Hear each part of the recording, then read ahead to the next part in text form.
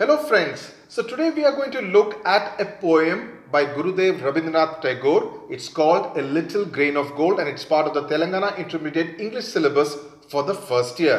It's an interesting poem because it talks about the story of a beggar and a king.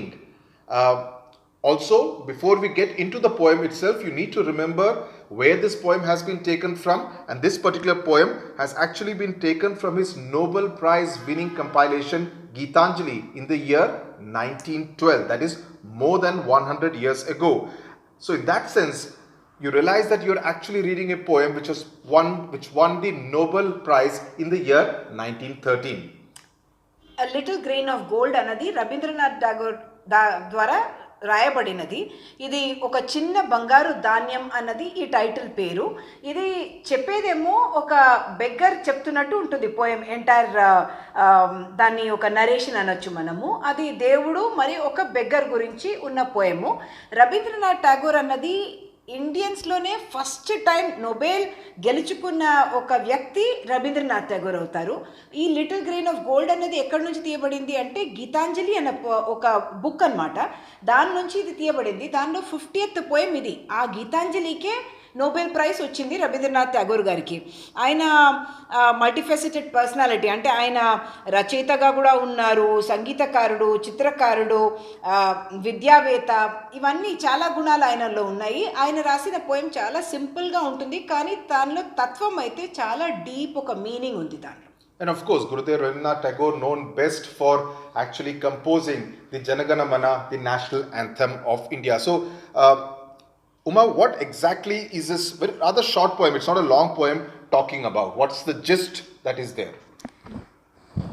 Gitanjali అన్నదే మనకి దేవుడి పాటలు అనమాట. ఇవి దాని కీర్తి గురించి చెప్పే పాటలు ఈ గీతాంజలి అన్న దానిలో ఉంది. దానిలో ఉన్న 50th పోయం నేను చెప్పినట్టు ఎ లిటిల్ గ్రెయిన్ ఆఫ్ గోల్డ్, ఒక చిన్న ధాన్యం బంగారుది, దాని గురించి ఈ పోయం అనమాట.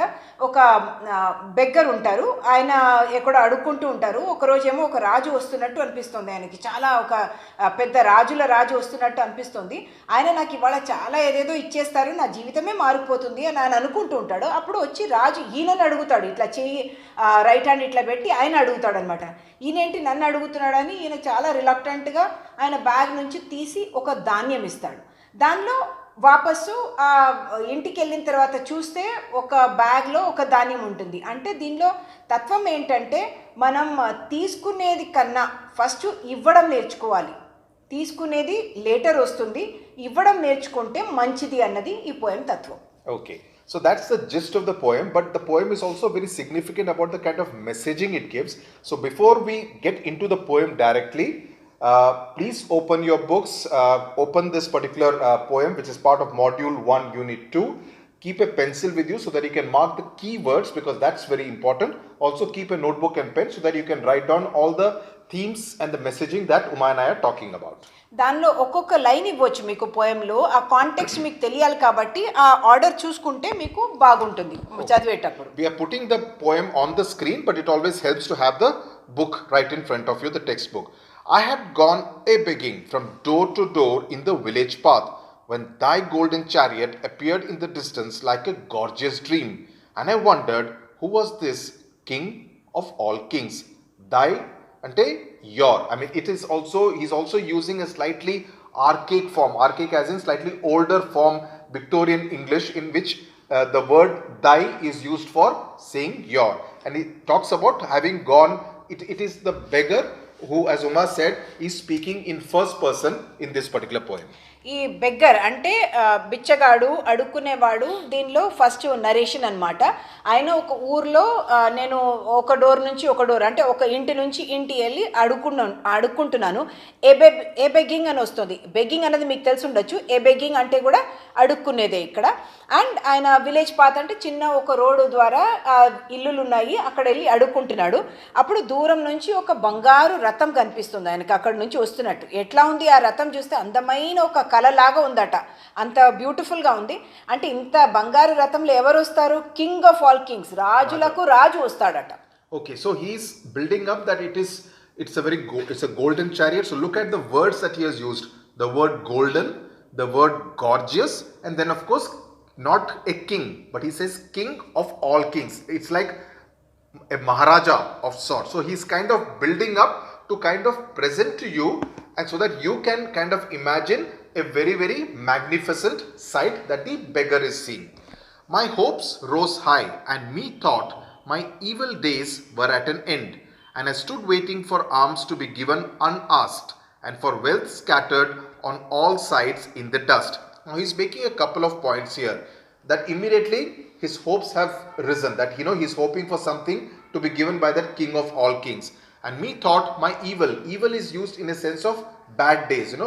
Being a beggar, obviously he's not very rich, he's poor, so he thinks that my bad days would come to an end if he gets something from that king of all kings unasked. Without him even asking for it, he expects that the person, the king of all kings, will give something quite big to him, quite significant to him.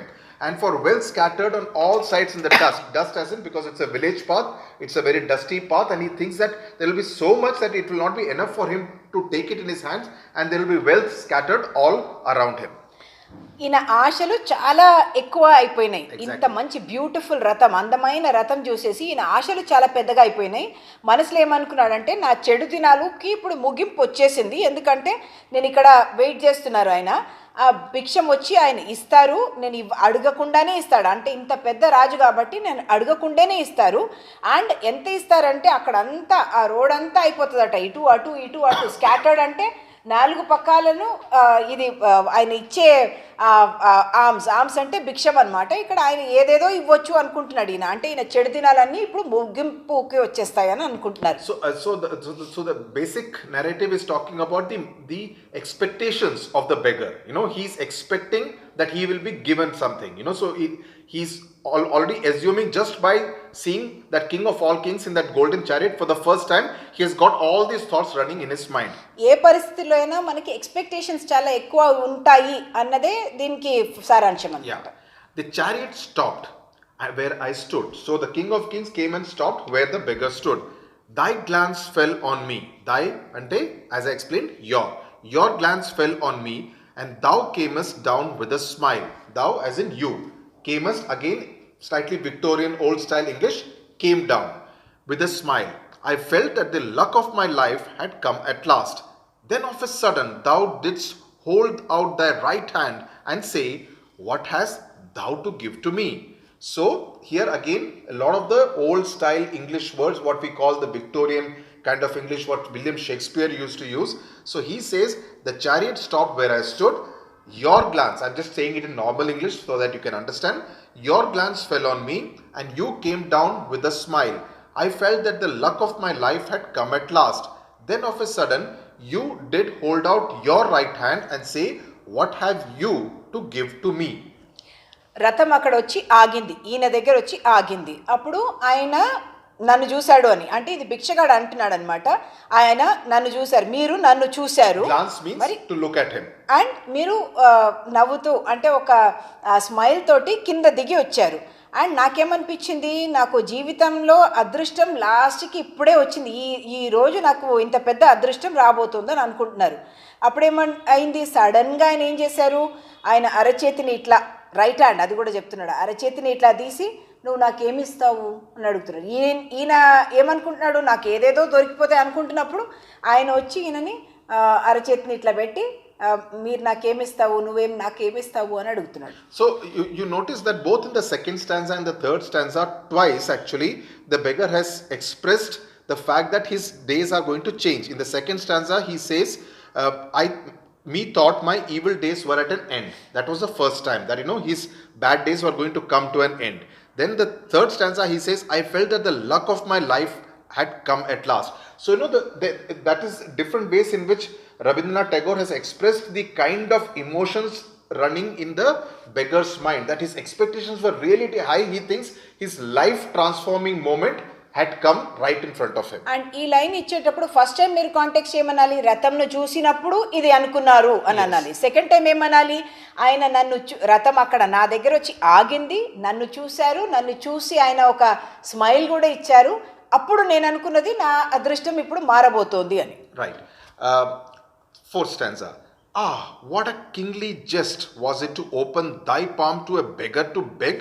Exclamation mark. I was confused and stood undecided. And then from my wallet, I slowly took out the least little grain of corn and gave it to thee.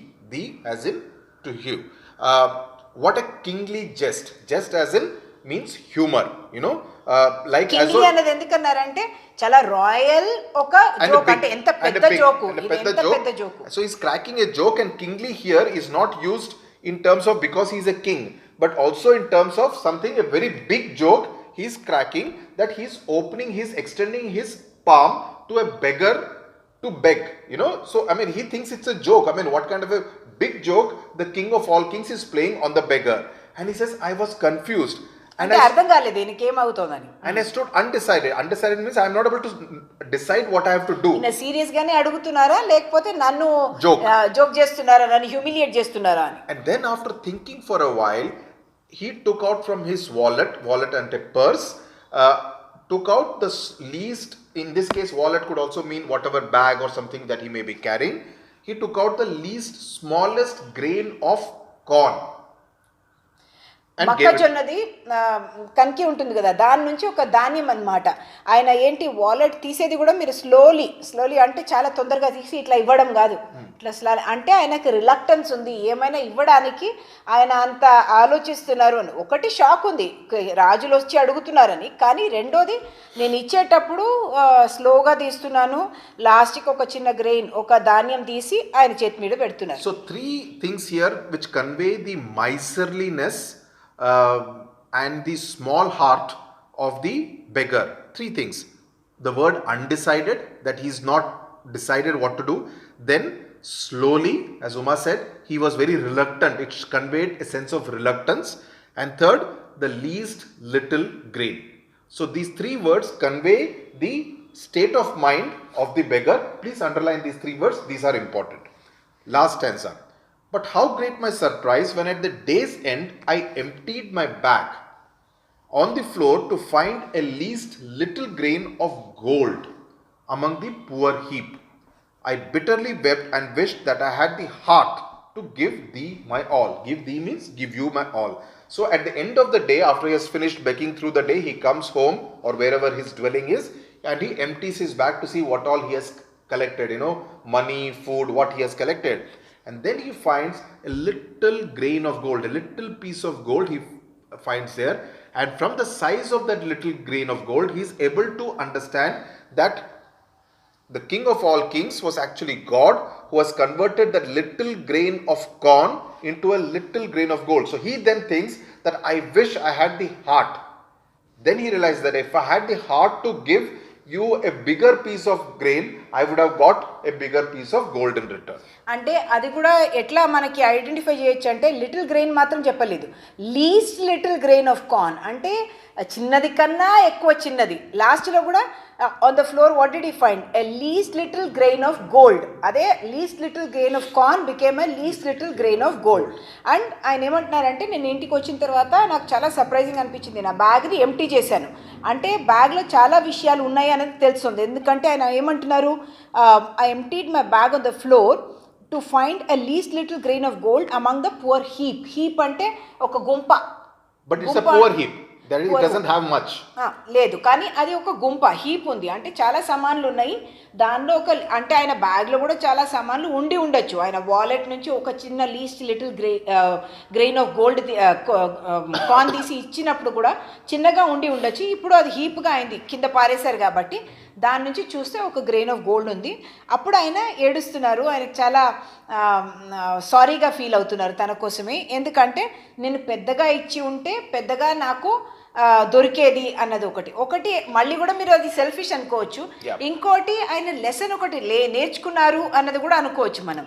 ఎందుకంటే ఇక్కడ ఆయనకి ఇప్పుడు అర్థమైంది, అయ్యో మనం ఎక్కువ ఇస్తే మనకి ఎక్కువ వస్తుంది అన్నది ఒక పాఠం నేర్పించారు దేవుడు అన్నది కూడా ఆయన మనసులో ఉండి ఉండొచ్చు. అఫ్ కోర్స్ ఇక్కడ ఏమంటున్నారు, if I had the heart to give the my all.